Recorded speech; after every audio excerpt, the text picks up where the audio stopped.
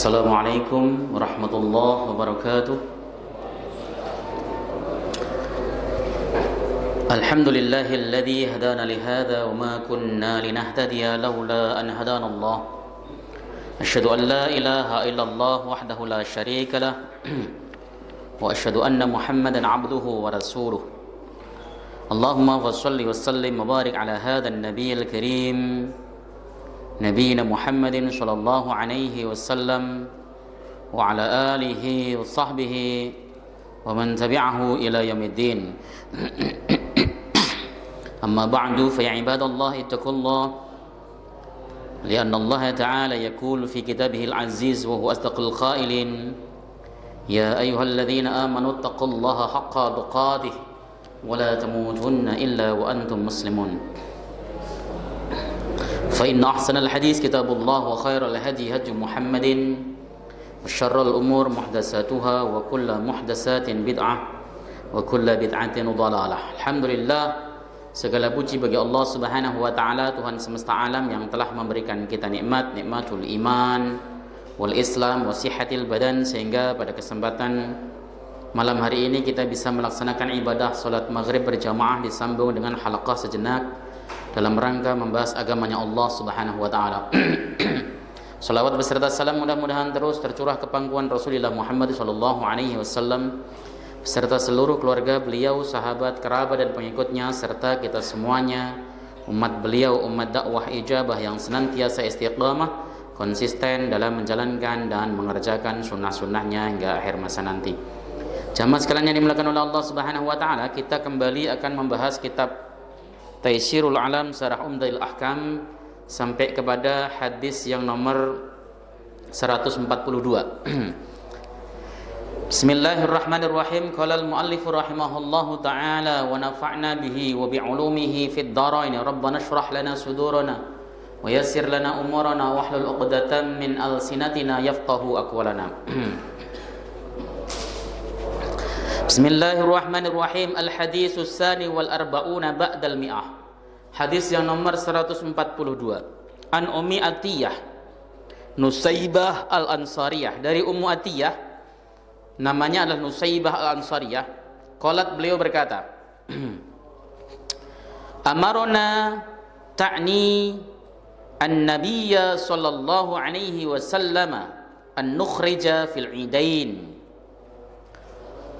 Telah memerintahkan kepadaku, yang dimaksud di sini adalah Rasulullah sallallahu alaihi wasallam yang memerintahkan kepada Ummu Atiyah, berarti perempuan yang diperintahkan Nabi sallallahu alaihi wasallam, an nukhrija fil idain, agar kami mengeluarkan atau mengajak keluar di dalam salat Idul Fitri dan Idul Adha al-awatiqa. Awatik itu gadis-gadis remaja, ya, anak-anak yang remaja, mulai dari tumbuh dari kecil yang sampai kepada masa balik, itu disebut dengan remaja.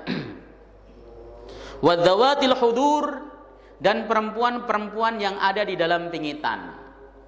Maka dari potongan hadis ini saja para ulama sudah berbeda pendapat di dalam memahaminya.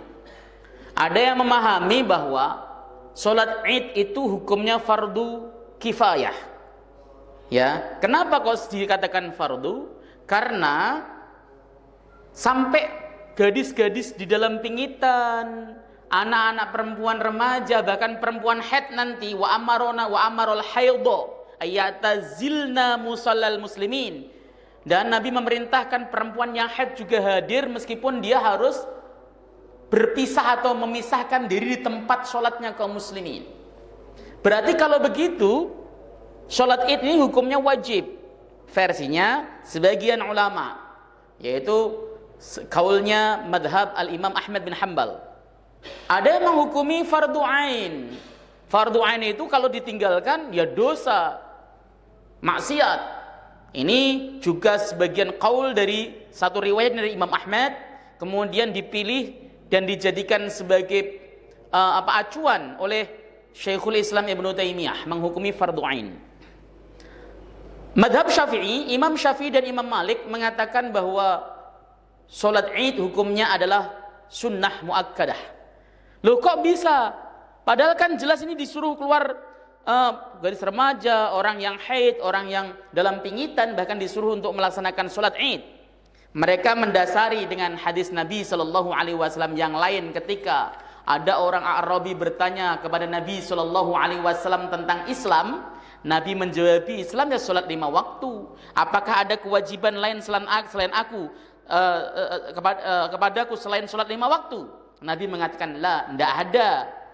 Illa antatawwa'a, kecuali kalau kamu ingin melaksanakan sholat sunnah. Berarti sholat selain sholat 5 waktu dianggap tatawwu atau sunnah, termasuk di dalamnya sholat id. Ini yang dijadikan pegangan oleh Imam Asy-Syafi'i, mazhab Asy-Syafi'i dan Imam Malik, ya. Dan ini adalah pendapat mayoritas ulama.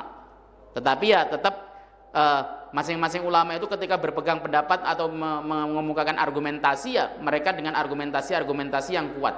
Maka dari potongan hadis di atas bahwa Nabi memerintahkan agar kami perempuan-perempuan ini mengajak keluar gadis remaja, perempuan-perempuan dalam pingitan dan wanita-wanita haid, itu saja mereka para ulama bisa berbeda pendapat di dalam penerapan hukumnya. Maka jangan kemudian kita merasa bahwa apa yang menjadi amaliyah kita sebagai amaliyah yang satu-satunya paling benar, itu yang tidak boleh. Menganggap meyakini amaliyah kita benar harus. Kalau enggak lah ngapain kita kemudian beramal dengannya. Wajib merasa bahwa amaliyah kita ini benar. Tetapi yang keliru adalah menganggap amaliyah kita satu-satunya yang paling benar, yang lain salah. Ya, sebenarnya gampang. Pokoknya acuan masing-masing daripada ulama ketika mereka mengacu kepada nas yang makbul, baik Al-Quran maupun hadis Nabi Shallallahu Alaihi Wasallam, ya, itu adalah mereka telah mendasari keputusannya dengan jalan yang benar. Ya, meskipun konklusi hukumnya bisa berbeda-beda dan beragam. Itu contohnya. Itu dari hukum sholat id saja. Nah, wa amarul haidha ay ya'tazilna musallal muslimin, dan Nabi memerintahkan perempuan haid, wanita-wanita yang haid untuk i'tizal, memisahkan diri mereka dari tempat sholatnya kaum muslimin. Dari potongan hadis ini juga terjadi perbedaan pendapat ulama. Ada yang mengatakan bahwa, loh, kalau begitu musola atau lapangan tempat melaksanakan sholat id hukumnya hukum masjid, sehingga orang haid dilarang untuk duduk di situ. Begitu kan? Tetapi meskipun ulama tersebut mengatakan bahwa itu hukumnya seperti hukum masjid di mana orang haid dilarang untuk duduk di situ, tetap tidak boleh melaksanakan sholat tahiyatul masjid. Ya, tetap tidak boleh melaksanakan sholat tahiyatul masjid. Artinya disamakan dengan hukum masjid di dalam dilarang untuk talwis, mengotorinya. Perempuan haid itu peluang talwis, peluang menjadikan tempat yang diduduknya menjadi kotor karena darah. Maka Nabi Shallallahu Alaihi Wasallam memerintahkan mereka untuk memisahkan diri. Tapi ada yang berpendapat bahwa maksudnya bukan begitu. Maksudnya adalah si perempuan ini jangan kumpul melaksanakan sholat bersama dengan orang-orang yang tidak haid. Mereka melaksanakan sholat id, mereka sholat, kan karena dia nggak sholat maka dia pisah, dipisahkan tempatnya duduknya paling belakang dan sebagainya. Jadi tidak menganggap bahwa lapangan itu memiliki hukum sebagaimana hukum masjid. Ini yang saya sering katakan, Pak. Maka saya agak sedikit merasa gerah kalau ada orang mengatakan ketika ada perbedaan para a'imah, para imam 4 itu berbeda atau para ulama berbeda, lalu dia nyeletuk. Kenapa sih harus pusing-pusing seperti itu? Kenapa nggak kita langsung ikut pada Rasulullah? Loh, 4-4-nya itu ikut Rasulullah semuanya. Lah ini ikut dalil ini semuanya, cuman konklusi hukum yang mereka tarik itu bisa berbeda. Kenapa? Karena cara memahami dan cara memandangnya berbeda. Ini yang dipandang atau yang dijadikan dasar sama-sama disepakati kesahihannya. Ulama tidak ada yang menghukumi dhaif hadis ini sahih semuanya, tidak ada. Itu saja berbeda pendapat di kalangan ulama. Apalagi nanti jika kemudian hadis tersebut debatable. Ada yang mengatakan sahih, ada yang mengatakan dhaif. Lebih parah lagi terjadi perbedaan pendapat di kalangan ulama. Gitu kan? Kenapa kok bisa beda Ustaz? Ya tadi satu hadis ini ya untuk memahaminya ada yang memakai hadis lain. Ya, supaya bisa ketemu atau bisa mendapatkan hukum pakai menggunakan hadis lain. Ya. Contoh misalnya contohnya agak jauh. Ketika Nabi sallallahu alaihi wasallam, man mata wa alaihi syiyam sama anhu waliyuhu. Siapapun orang yang mati sementara dia masih dalam posisi meninggalkan puasa, maka walinya berpuasa untuknya. Sahih kan? Sahih Muslim. Ya. Sorry, jelas. Hadisnya jelas. Kalau ada orang meninggal dunia, dia dalam posisi meninggalkan puasa, maka walinya, ahli warisnya, orang tuanya, anaknya boleh berpuasa untuk mengganti atau mengqadha puasa orang yang meninggal dunia. Kan seperti itu. Faktualnya di lapangan para ulama berbeda pendapat. Ya. Ada yang mengatakan tidak usah diqadha, itu pendapat Ahmad bin Hanbal. Dia mengatakan la tuqdha. Ya, tidak boleh, atau la tusalli atau la tusalla, bukan puasa ya. La yajuyu as-saumu anil mayyit. Enggak boleh puasa untuk si mayit tadi. Kalau puasa Ramadan, kecuali puasa nazar. Kenapa? Karena Imam Ahmad memandang ada hadis lain dari Ibnu Abbas yang menjelaskan tidak boleh seseorang menggantikan puasanya orang lain. Itu persoalannya. Ada satu hadis yang jelas, sahih, sarih, ternyata ada hadis lain yang kemudian bisa menjadikan para ulama itu menggabungkan dua hadis tersebut untuk mendapatkan pemahaman baru.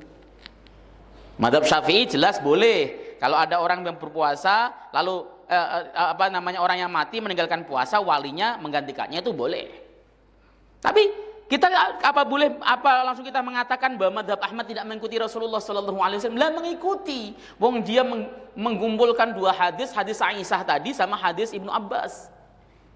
Persoalannya konklusi hukumnya berbeda. Itu yang saya ingin sadarkan, bahwa di antara amaliyah-amaliyah yang kita yakini dan kita amalkan itu ada amaliyah saudara kita yang mungkin berbeda dengan kita, tetapi juga berdasarkan memiliki dasar yang valid dari Nabi Shallallahu Alaihi Wasallam. Hanya saja kadang-kadang kita itu tidak fair menyampaikannya. Kita itu sering sekali menggiring opini, menggiring pemahaman, apalagi orang awam. Antum itu orang awam banget lagi malah. Ya, karena baca kitab tidak bisa, bahasa Arab nggak ngerti.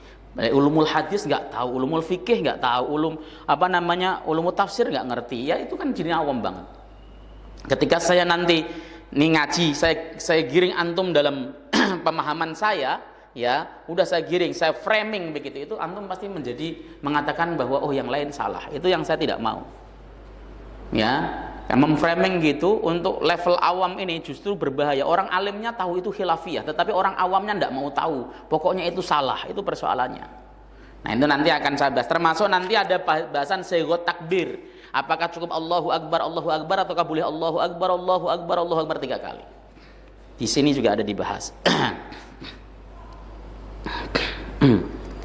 Ya, wa fi lafdhin, dalam redaksi lain, kunna nu'maru an nahruja yaumal id, kami para perempuan itu diperintahkan untuk keluar pada hari Id. Keluar kemana? Ke musola. Ini pun menunjukkan, ya dari kata musola ini berarti bukan Masjid Nabawi. Betul, Nabi itu tidak pernah melaksanakan sholat Id di Masjid Nabawi.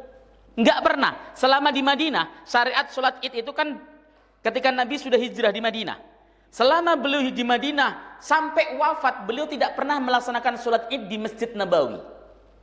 Seringnya di Masjid Ghamamah. Maka Masjid Ghamamah itu masjid yang dipakai tempat atau lapangan yang dipakai Nabi Shallallahu Alaihi Wasallam untuk sholat istisqa, minta hujan, dan sholat Id. Ada 3 atau 4 kali Nabi melaksanakan sholat Id di situ.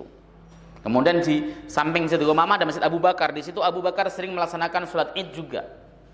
Jadi memang keluar. Nah, makanya kemudian mayoritas ulama mengatakan sholat Id itu afdol di lapangan, sebab Nabi prakteknya tidak pernah di dalam masjid. Tapi apakah Imam Syafi'i yang mengatakan masjid lebih utama dibanding dengan lapangan itu keliru di dalam beristihad? Entar dulu. Imam Syafi'i berdalil semenjak Fathu Mekah, penaklukan kota Mekah, hingga hari ini sholat Id itu selalu di Masjidil Haram, nggak pernah di luar. Nggak pernah. Mulai dari penaklukan Mekah, Mekah kan ditaklukkan Nabi di bulan Ramadan, ya. Habis itu langsung kemudian digunakan untuk melaksanakan sholat Id terus menerus hingga hari ini. Tidak pernah dilakukan di luar Masjidil Haram, selalu di Masjidil Haram. Dari sini lalu Imam Syafi'i mengatakan bahwa masjid itu afdolul biqa, tempat yang paling utama. Kalau luas sehingga muat untuk menampung jamaah yang melaksanakan sholat, itu lebih utama di dalam masjid daripada di lapangan. Dan beliau berargumentasi kenapa Nabi di luar Masjid Nabawi ketika melaksanakan sholat, karena Masjid Nabawi sempit. Masjid Nabawi itu ukurannya cuman panjang 22, lebar ya sekitar 11 atau 15 meter. Sempit, kalau kemudian dilaksanakan di masjid tidak bisa. Itu argumentasi Syafi'i. Ya, kan lalu kemudian orang berargumentasi, loh, itu kan fi'lun Nabi sallallahu alaihi wasallam. Pelaksanaan sholat Id di Masjid Haram itu dilaksanakan waktu Nabi masih hidup dan Nabi tidak protes. Itu menunjukkan juga sebagai dalil atas ketetapan Nabi. Ini yang kemudian jadi perbedaan hari ini, Pak. Kalau hanya kita berbicara masalah afdol saja, itu tidak jadi soal. Di masyarakat itu pernah ada orang mau bacok-bacokan sama-sama DKM pengurus masjid gara-gara apakah sholat Id di masjid atau di lapangan. Itu serius, urusan golok.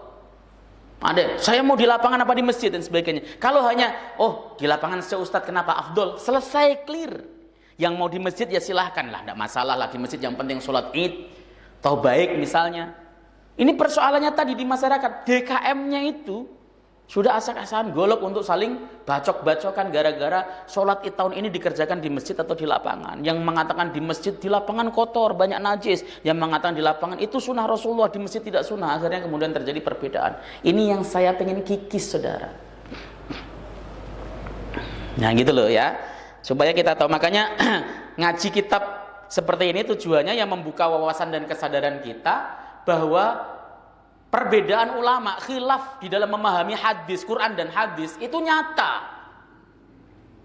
Ya, itu terjadi bukan hanya hari ini, sampai sampai pada masa era sahabat dulu juga mereka sudah berbeda pendapat. Banyak kasus yang para sahabat itu berbeda pendapat. Banyak sekali. Kalau saya suruh menyebutkan 10, kalau dalam kondisi pikiran saya bagus, itu bisa. Kamu sekarang pikirannya lagi gak bagus, pusing kepalanya lagi. Ya, jadi begitu ya. Jadi kunna nu'maru an nahruja yaumal id. Kami diperintahkan oleh Nabi untuk keluar pada hari Id. Ini perempuan-perempuan keluar kemana? Ke musola, ke lapangan. Memang faktualnya begitu. Kalau kita bicara hadis, kalau kita bicara amaliyah ahlu Madinah, maka kalau kemudian kita membahas masalah sholat Id di lapangan, yang Syafi'iyah gak usah tersinggung, faktanya ada kok. Nabi begitu. Hatta nuhrijal bikra min khidriha, sampai kami mengeluarkan atau mengajak keluar para gadis, perawan-perawan dari pingitannya. Ya, padahal orang dipingit itu kan ditutup supaya tidak terekspos oleh orang lain, tapi ini diajak keluar. Saking pentingnya salat Id, makanya mazhab Abu Hanifah mengatakan sunnah wajibah. Sunnah tapi wajib. Seperti itu. Wa hatta nuhrija al-haidhu. Al-haidha mesti bacanya. Wa hatta nuhrija al-haidha, sehingga kami pun mengajak keluar perempuan haid. Wa yukabbirna bitakbirihim, dan maka dia bisa membaca takbir dengan takbir banyak orang. Allahu akbar misalnya yang dua, atau Allahu akbar, jadi bareng takbirnya. Maka disebut wa yukabbirna bitakbirihim. Dari potongan ini saja para ulama bisa berbeda pendapat. Maksudnya fa yukabbirna bitakbirihim itu apakah takbirnya bareng-bareng dipimpin seperti kita ini? Biasanya kan di masjid kan Allahu akbar, Allahu akbar, Allahu akbar. Rasanya begitu. Kalau di masjid sini kayaknya dulu dua takbirnya. Allahu akbar, Allahu akbar, la ilaha illallah, wallahu akbar, Allahu akbar, walillahil hamd. Apakah itu maksudnya bareng-bareng kur, ataukah masing-masing membaca sendiri? Dari sini saja para ulama berbeda pendapat, Pak. Ya. Tapi kalau membaca sendiri-sendiri kan nggak asik, selontet maksudnya kan. Ya enaknya bareng-bareng begitu menggema, lebih menggema. Allahu Akbar, Allahu Akbar, Allahu Akbar gitu. Kalau putusan tarjih itu 2, nanti akan saya bahas ya di dalam pas bahasanya. Ini masih panjang. Wa yad'una bidu'aihim, dan dia bisa berdoa bersama dengan doa-doa mereka. Wa yarjuna barakata dzalikal yaumi wa tuhratah, dan mereka bisa berharap mendapat keberkahan hari itu dan kesuciannya. Kan yaumul id yaumul barakah. Maka mereka disuruh untuk, kalau nggak bisa sholat nggak apa-apa, yang penting keluar ke lapangan, ikut takbiran, ikut berdoa, ikut mendengarkan khutbah, itu bagian daripada ibadah. Maksudnya begitu. Kenapa? Supaya Anda dapat keberkahan hari itu. Karena hari Id itu merupakan syiarnya kaum muslimin. Itu. Ya. Apa namanya?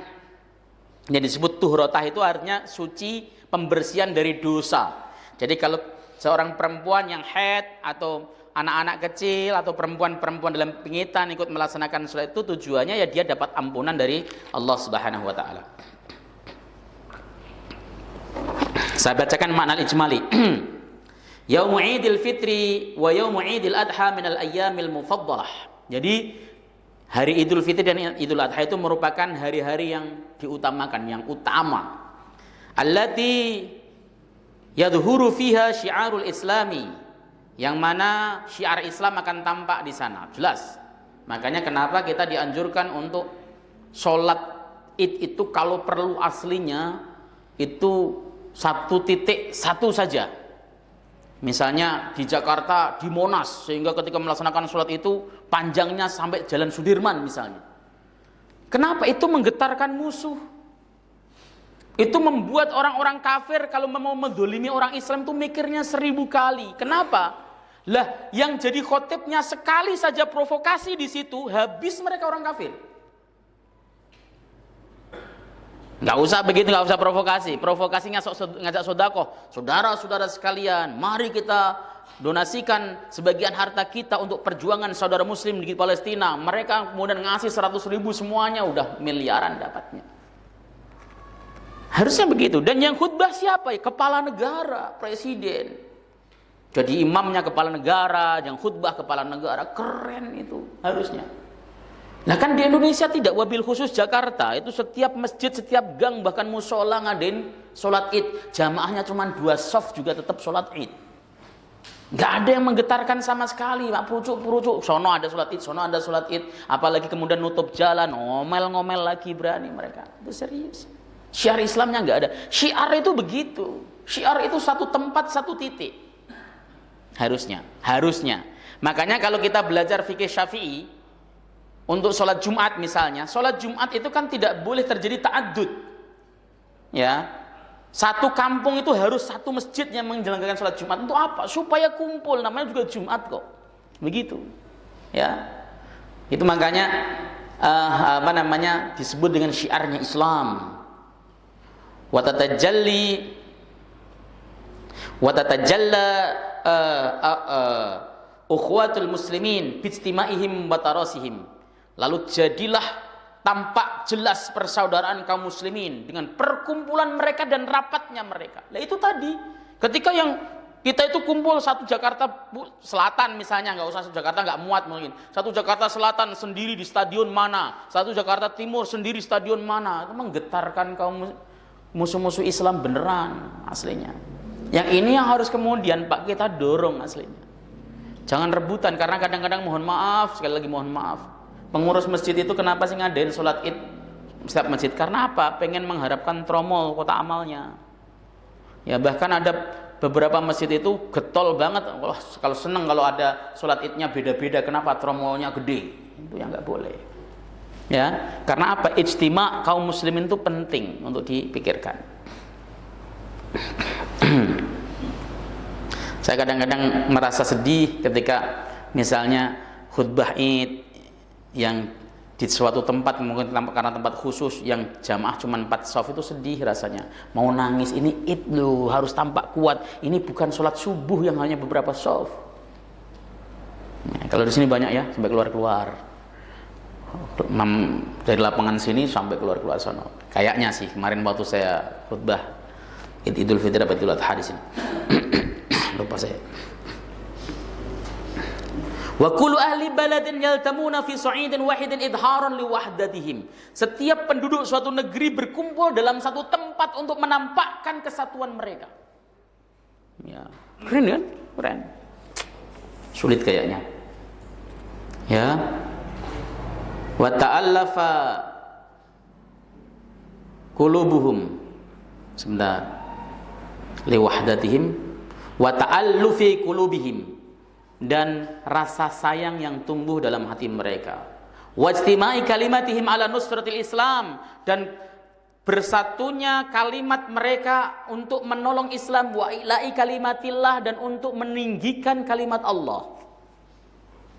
Ketika kita baca takbir misalnya Allahu Akbar menggema, kalau kita misalnya dengerin tuh coba pas kalau sholat Id di Masjidil Haram itu kan memang banyak sekali yang ikut ya. Kalau baca takbir itu menggema kayak ke angkasa. Kenapa? Karena banyak. Nggak kayak seperti kita sholat Id yang takbiran orang itu saja. Apalagi kalau yang takbiran itu kakek-kakek umurnya sudah 70 tahun. Allahu Akbar, nafasnya udah mau kurang. Kan kasihan gitu. Yang muda kemana? Wa iqamati dzikrillahi wa idhari sya'airihi, dan menegakkan zikir kepada Allah serta mendzuhirkan syariat syiar-syiar Allah Subhanahu wa taala. Itu tujuan dilaksanakan itu. Lidza amara Nabi sallallahu alaihi wasallam wa hadda 'alal khuruj hatta 'alal fatayatil mahdurat. Ya, bukan 'alal fatayat al muhdarat. Oleh sebab itulah Nabi sallallahu alaihi wasallam memerintahkan dan memotivasi, mendorong untuk keluar melaksanakan sholat Id hingga pemudi-pemudi, anak-anak gadis yang dalam pingitan, wan nisa'il haidhi, dan perempuan-perempuan yang haid. Ala ayyakuna fi nahiyatin ba'idatin 'anil musallin. Namun mereka perempuan haid ini tempatnya agak jauh dari orang yang sholat. Kenapa? Karena di dalam perspektif pengarang kitab ini, yaitu dalam kitab Taisirul Alam, yaitu tempat melaksanakan sholat Id itu dihukumi hukum masjid. Ya, Masya Allah, luar biasa ini. Jadi Nabi sampai memerintahkan melaksanakan itu, berarti memang keberkahannya luar biasa. Kenapa tujuannya? Agar mereka menyaksikan kebaikan dan dakwah kaum muslimin, maka mereka mendapat pahala menyaksikan hal-hal yang baik. Ada khutbah, ada sholat dan sebagainya seperti itu. Sehingga mereka semuanya mendapatkan keberkahan di dalamnya dan mendapat rahmat serta ridho dari Allah Subhanahu wa taala. Ikhtilaful ulama, ulama berbeda pendapat. Ini saya bacakan saja tadi. Ikhtilaful ulama fi hukmi sholatil Id. Ulama berbeda pendapat tentang hukum penyelenggaraan sholat Id. Bagaimana hukumnya? Fadzabal Imamul Ahmadu fil masyhuri anhu ila annaha fardu kifayatin. Imam Ahmad berpendapat di dalam pendapat yang masyhur dari beliau, sesungguhnya salat Id itu hukumnya fardu kifayah. Artinya, idza qama biha man yakfi saqatat 'anil bakin. Ada orang yang mengkifayai, orang yang melaksanakan, maka gugur kewajiban atas yang lainnya. Misalnya di sini ada yang melaksanakan sholat Id, misalnya bapak nggak sholat Id, tidak apa-apa. Itu pendapat Imam Ahmad karena hukumnya fardu kifayah. Yang penting sudah ada yang mengerjakan. Tapi hukumnya fardu kifayah. Wa dalilu ala hadzal qaul, dalilnya dari pendapat ini, annaha salatun lam yushra' laha adanun wala iqamatun, falam tajib 'alal a'yan. Sesungguhnya salat ini tidak disyariatkan adzan dan iqamah.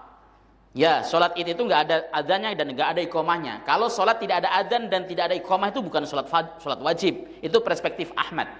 Maka itu jelas bukanlah sholat fardu ain. Karena sholat fardu ain itu dibuka dengan adzan dan iqamah. Karena sholat ini tidak disyariatkan adzan dan iqamah, maka hukumnya bukan fardu ain, tapi fardu kifayah. Wa hadisul a'rabi al-ati, dan hadis a'rabi yang telah lalu, yadullu alla annahu la yajibu fardu ainin illa la yajibu fardu ainin illa salawatil khamsa. Yes. Dan dalil daripada a'rabi tadi menunjukkan bahwa sholat id itu bukan wajib ain. Tidak ada kewajiban yang sifatnya ain di dalam sholat kecuali sholat 5 waktu. Hanya sholat 5 waktu saja yang fardu ain, selebihnya tidak. Makanya Imam Ahmad berpendapat ini adalah fardu kifayah. Wa dhahaba Malikun wa Syafi'i fil masyhuri inda ashabihi ila annaha sunnatun muakkadatun. Imam Malik bin Anas dan Imam Syafi'i di dalam pendapat masyhur dari mazhab ulama-ulama Syafi'iyah, sesungguhnya hukum melaksanakan sholat id itu sunnah muakkadah. Kenapa sunnah? Karena memang tadi ya, Nabi mengatakan la illa anta tawwa'a, enggak ada kewajiban sholat atas kamu selain sholat 5 waktu, illa anta tawwa'a, kecuali kalau kamu ingin melaksanakan sholat sunnah. Itu yang jadi dalil. Jadi yang wajib hanya sholat 5 waktu, selain sholat 5 waktu itu sunnah. Kenapa muakkadah? Karena Nabi tidak pernah meninggalkan.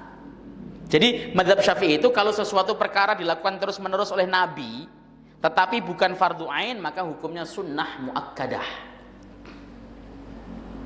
Ya, salat Id Nabi tidak pernah meninggalkannya, maka sunnah muakkadah. Salat jamaah Nabi tidak pernah meninggalkannya, maka dalam mazhab Syafi'i salat jamaah itu sunnah muakkadah. Ya, kalau mazhab Malik kan, mazhab Ahmad kan salat jamaah itu wajib fardu ain. Jadi kalau bapak kok ketinggalan sholat jamaah, tetap harus berjamaah, ngajak siapa saja. Kalau enggak dosa, versinya mazhab Ahmad. Kalau versi mazhab Syafi'i hukumnya sunnah muakkadah, ketinggalan jamaah boleh munfarid. Makanya masjid-masjid Syafi'iyah itu masjidnya sepi-sepi. Kenapa? Alah sunnah muakkadah ini. Akhirnya kalau ketinggalan, misalnya habis dari sawah, dari pasar, sholatnya sendirian. Ya, kalau mazhabnya Ahmad, sholatnya rame-rame, jamaahnya rame terus. Masjidnya penuh. Kenapa? Karena menganggap bahwa sholat jamaah hukumnya fardu ain. Kalau tidak maka dosa. Nah ini seperti itu. Wa daliluhum ala hada, dan dalil dari mereka Malik dan Syafi'i atas pendapat ini yaitu hukumnya sunnah muakkadah, hadisul a'rabil ladzi dzakara lahu an-nabiyyu sallallahu alaihi wasallam. Ya. Anna alaihi khamsa shalawatin. Hadis A'rabi yang mana Nabi menuturkan kepada orang A'rabi sesungguhnya wajib atas dirinya mengerjakan salat 5 waktu. Faqala, maka orang A'rabi tadi bertanya kepada Nabi, hal alayya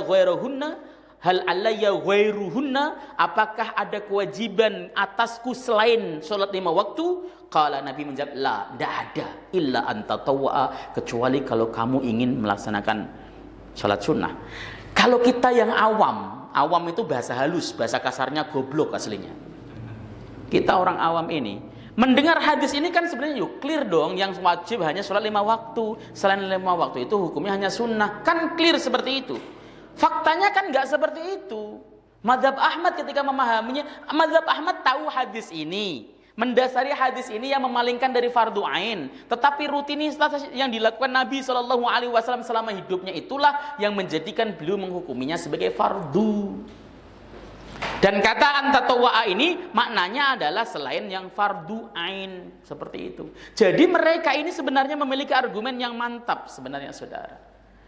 Di luar dengan pemahaman kita, maka sering saya bicara, kalau Anda membaca Bulughul Maram misalnya, atau membaca Sahih Bukhari terjemahan, lalu mendapati di dalam terjemahan tersebut tidak sama dengan pendapat ulama yang antum pahami selama ini, jangan langsung kecam pendapat tersebut, tapi telusuri dulu bagaimana cara mereka menyusun dalilnya. Beristidlal kalau di dalam istilah usul fikih. Kok bisa kok ketemu dalil keputusan ini, bagaimana dalilnya? Oh ternyata begini-begini. Oh hadis ini itu ada pelawan, ada lawannya. Hadis ini mu'taridhah, hadis ini sahih tapi bertentangan dengan hadis sahih yang lain. Nah, kalau hadis sahih sama hadis sahih bertabrakan, bagaimana caranya? Para ulama ada yang mengatakan thariqatul jam'i, dikompromikan, ada yang mengatakan ditarjih, ada yang mengatakan bahwa ada nasih mansuh dan sebagainya. Itu metode. Kalau sudah masuk metode, berarti ketika ulama menggunakan sebuah metode beda dengan ulama lain, pasti hukumnya beda. Karena metode yang dipakai beda. Ya. Apa ya contohnya ya? Contohnya nih. Kita balik ke sholat aja yang gampang. Menggerakkan telunjuk jari. Ini kan saya juga masih melihat ada yang masih tuk tuk tuk tuk tuk tuk, ada yang langsung begini at-tahiyat, ada yang ilallah begitu. Kenapa ya? Hadisnya yang mereka ketahui sama, bahwa ada hadis Nabi Shallallahu Alaihi Wasallam menggerakkan telunjuknya pada saat berdoa hina yad'u, itu dari riwayat Imam Bazar dan kualifikasinya sahih. Itu disepakati ulama. Nggak ada yang mengatakan hadis itu dhaif, nggak ada. Persoalannya muncul ketika didapati dalam Sunan Kubronya Imam Baihaqi ada hadis dari Zubair bin Awam yang mengatakan Nabi itu ketika beliau tasyahud, beliau isyarah asara bisababati, isyarah dengan telunjuknya, walam yuharrikha hina yad'u, dan beliau tidak menggerakkan pada saat dia berdoa. Hadis ini sahih juga. Yang satu riwayat Bazar mengatakan menggerakkan, yang satu riwayat Abdullah bin Zubair bin Awam mengatakan tidak menggerakkan. Iktirad dong, bertentangan dong. Nah, dua hadis yang bertentangan itu para ulama menggunakan metode yang berbeda ketika mencoba memahaminya. Imam Baihaqi dalam Sunan Kubro, dan ini diikuti oleh Al-Imam An-Nawawi dan ulama-ulama Syafi'i, mereka mengkompromikan, udah pakai dua-duanya karena dua-duanya sahih. Terus bagaimana cara memakainya? Pas tasyahud asaro itu irsal, ketika at-tahiyat itu diirsal, ya. Nah, pada saat illallah digerakkan sedikit. Itu menggabungkan dua hadis. Yang pertama hadis yang mengatakan tidak menggerakkan dari Zubair bin Awam, yang kedua hadis yang mengatakan menggerakkan dari Wa'il bin Hujr dari riwayat Imam Bazar. Jadi menggabungkan dua hadis dipakai. Jadi ketika asyhadu an la ilaha illallah itu sebenarnya menggunakan dua hadis yang dipakai. Jadi jangan kemudian mana yang diikuti Rasul, yang dilakukan Rasul. Sementara Syekh Nasiruddin Al-Albani yang saya baca di dalam kitab Sifat Salat ala Nabi, beliau tidak menggunakan itu. Ya, beliau malah mengatakan tidak mungkin ada gerak dan diam dalam satu waktu. Jadi hadis ini menurut beliau tidak bisa dikompromikan. Maka beliau menggunakan metode al-musbit muqaddamun alal manfi, yang mengatakan ada, menggerakkan harus didahulukan daripada mengatakan tidak ada atau tidak menggerakkan. Meskipun beliau mengatakan dua-duanya sahih, tapi yang mengatakan menggerakkan harus didahulukan, maka beliau memilih yang menggerakkan. Muhammadiyah di dalam majelis tarjih memilih yang tidak menggerakkan dan isyarah dari awal. At-tahiyat isyarah. Kenapa? Karena Muhammadiyah memandang hadis yang menggerakkan itu sebagai hadis syadz. Hanya diriwayatkan dari Wa'il bin Hujr. Ya, di dalam Sunan Bazar, sementara di dalam Sunan Kutubut Sittah, Bukhari, Muslim, Nasai, Abu Dawud, Tirmidzi tidak ditemukan riwayat beliau menggerakkan. Dari yang menggerakkan dianggap syadz dan tidak dipakai, sehingga Muhammadiyah cukup asaro, isyarah bisa babatihi dengan telunjuknya at-tahiyat begitu. Ya. Loh, dua-duanya tahu. Ulama semuanya tadi tahu bahwa itu hadisnya sahih, sepakat semuanya, Pak. Enggak ada yang mengatakan dhaif. Hafal semuanya di luar kepala semuanya. Tapi karena metode yang mereka gunakan di dalam mengkompromikan dua hadis yang bertentangan ini berbeda, di masyarakat, di hadapan kita, konklusi hukumnya bisa berbeda. Dalam satu shaf itu ada yang at-tahiyatul gini-gini terus. Ada yang kemudian illallah, ada yang kemudian begini terus. Ya, itu karena memang berbeda dalam konsep. 4 madhab juga berbeda. Kalau madhab Malik menggerakkannya itu ke kanan ke kiri, digerakkan begitu. Ya. Jadi ini yang kemudian terjadi banyak perbedaan. Kenapa? Ya, antum harus sadar gitu loh maksudnya. Nah, kalau kemudian saya itu pengen kalau sudah ngaji sama saya kok pikirannya masih saya yang paling benar nomor satu, yang lain keliru, nah itu berarti selama ngaji ngantuk mungkin itu tuh. Sudah saya paparkan sampai sedemikian supaya kita itu sadar. Ya kalau kita beramal, anggap kita harus yakin amaliyah kita bahwa ini yang paling sahih, harus paling benar. Ya, tetapi tadi kita itu bisa insaf, bisa menghargai, oh iya, ternyata berbeda. Wong kita bahas dari tadi ikhtalafal ulama berbeda pendapat, dan yang berbeda pendapat itu bukan kelas itu mutlak semuanya. Dzahaba Abu Hanifah, Imam Abu Hanifah berpendapat wa ruwiya anil Imami Ahmad, dan ini diriwayatkan dari Imam Ahmad. Wahtarahu Syekhul Islam Ibnu Taimiyah, dan ini dipilih oleh Syekhul Islam Ibnu Taimiyah ila anha fardu ainin, dan sesungguhnya salat Id hukumnya fardu ain. Berbeda pendapat ya. Antum milih yang mana kira-kira? Fardu ain atau sunnah atau fardu kifayah? Hah? Kalau fardu ain suatu saat antum tidur kebablasan, dosa fardu ain atau enggak misalnya enggak sholat. Kalau saya sarankan sih hukumnya apapun terserah, yang penting jangan tinggalkan sholat id itu.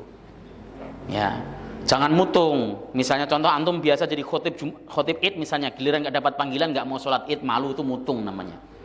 Ya, ada yang begitu. Saya sering pernah di WA sama teman saya, Ustadz corong dong carikan saya untuk khutbah id di mana kayak dan sebagainya. Saya nggak pernah kosong selama ini sholat id dan tahun ini kosong lah. Terus bagaimana saya nyarikannya mungkin? Kecuali saya punya masjid 10 lah bisa saya carikan. Kan saya juga nggak punya masjid. Begitu. Biasa saja, nggak jadi imam ya biasa jadi makmum, dengerin khutbah orang sekali-kali itu dengerin gitu kan. Enak sebenarnya itu Pak.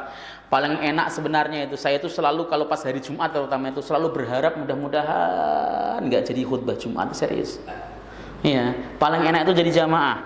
Begitu khotibnya sudah berkata amma ba'du fa ya ibadallah, itu rasa ngantuk langsung datang. Coklat. Ya. Itu yang saya alami. Saya itu kalau ya memang hampir nggak pernah ya saya nggak khutbah di luar itu, kecuali saya bolos sendiri ya. Saya itu 1 tahun jadwal khutbah saya itu full, kecuali bolos itu misalnya gini nih, khutbahnya jauh, saya agak nggak enak badan, mohon maaf Pak, lagi nggak enak badan ya, kan alasan kan betul kan, meskipun nggak enak badannya dikit-dikit gitu kan. Wah, datang ke masjid yang dekat tempat tinggal, wah begitu duduk begitu sudah amma ba'du itu rasanya kayak clear tidur. Sampai bangun saja itu dibangunin sama samping, Pak sudah komat no, ternyata nikmat jadi jamaah. Makanya ketika saya khutbah kok jamaah saya tidur, bodoh amat, saya nggak masalah ya, karena memang begitu ya. Jadi berbeda pendapat itu wajar ya Pak. Ibnu Taimiyah berbeda, Imam Ahmad berbeda, Imam Syafi'i berbeda dan sebagainya ya. Jadi suatu saat kalau Bapak berpendapat mengikuti pendapat fardu ain, pas pulang kampung kok sholat id, tetap harus sholat id di jalan, kalau enggak dosa. Apa dalil mereka kalau fardu ain? Wastadallu ala dzalika biqaulihi ta'ala. Mereka berdalil dengan firman Allah, "Fasholli li rabbika wanhar." Salatlah untuk menyembah Tuhanmu, wanhar dan berkorban. Ini amar. Kalau dalam ilmu usul fikih al-amru lil wujub. Perintah itu menunjukkan makna wajib. Dan para ulama mengatakan bahwa yang dimaksud dengan fasholli li rabbika wanhar adalah salat id. Maka hukumnya mengerjakan salat id wajib karena ayat ini. Itu pendapat Syekhul Islam Ibnu Taimiyah dan Imam Ahmad. Ya, wallahu taala alam bissawab. Udah mau isya kan? Ya, ada pertanyaan? Atau cukup? Paham ya? Paham semuanya. Mudah-mudahan dari sini kita mendapat hal yang bisa kita yakini bahwa amalan saya pasti benar. Pasti Pak, harus yakin. Pasti benar, sesuai dengan Rasulullah Sallallahu Alaihi Wasallam. Tetapi di sisi lain ketika yang berbeda dengan saya, kalau saya belum tahu argumentasinya tanya, kalau belum puas cari sendiri dan sebagainya, sehingga kita tidak gampang menyalahkan orang lain. Wallahu taala alam bisawab. Kita tutup majelis. Subhanakallahumma hamdika asyhadu an la ilaha illa anta astaghfiruka wa atubu ilaik. Assalamualaikum warahmatullahi wabarakatuh.